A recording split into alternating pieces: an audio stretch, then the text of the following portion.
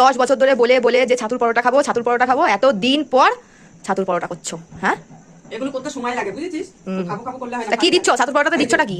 পেঁয়াজ, রসুন, হুম। কাঁচা লঙ্কা কুচি, হুম। আদা কুড়িয়ে দিয়েছি, হুম। ধনে পাতা। আচ্ছা আর একটা জিনিস দেবো পরে, আচ্ছা। এটা এখন তেলে দিয়ে দেবো। হ্যাঁ,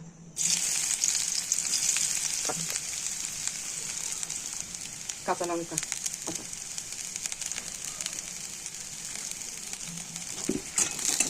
এই যে এটা দিচ্ছি জোয়ান। জোয়ানটা দিচ্ছি কেন? যাতে গ্যাস অম্বল না হয়। পরে দিয়ে নামিয়ে নেবো। ওটা হচ্ছে ছাতু। এটা কি মা?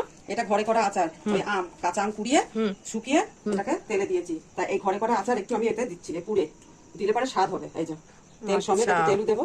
এই যে একটু তেল আর দেবো না।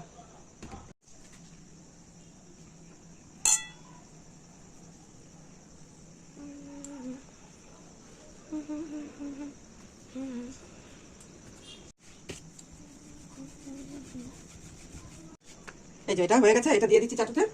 তারপর এটা পেয়েছি হয়ে যাক, তারপর দেখাচ্ছি, খেয়ে বলবি কেমন হয়েছে।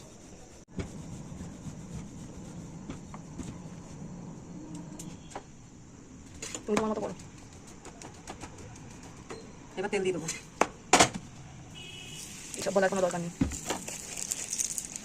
তেলের ইয়েটা বাবা কি তেল দিল, করে তেল ঢাললো। এটা ভিডিওতে দেখাতে ভালো লাগছে। হয়ে গেছে।